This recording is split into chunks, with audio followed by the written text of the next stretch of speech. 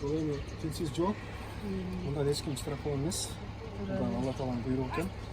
Ушул кече тактап кеткенбиз. Ушул тилсиз жолдон көбүрөөк жабыркаган үй бүлөлөргө бир аз фонд тарабынан, айыл өкмөт тарабынан бир аз колдоо болот деп.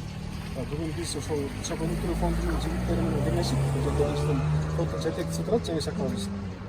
Биргелешип ушул ар бир үйгө фонддун атынан 10 000 сомдон бир аз болсо да көмөк көрсөтөлү деп чечтик.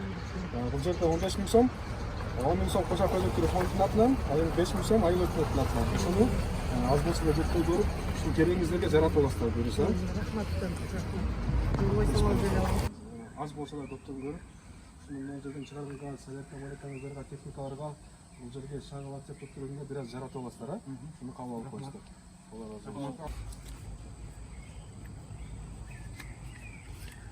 Kansa jeri ушул жерге ылдый экен да бу жер, Туура экен, шеф. Өзүңүздүн атыңыз, фамилияңыз, дамирлериңиз жазылган бул жерде. Тажибаев Нурузбек, Гафуржанов экинчи үй. 15 000 сом Курчап айыл өкмөтү, Курчап өнүктүрүү фондунан.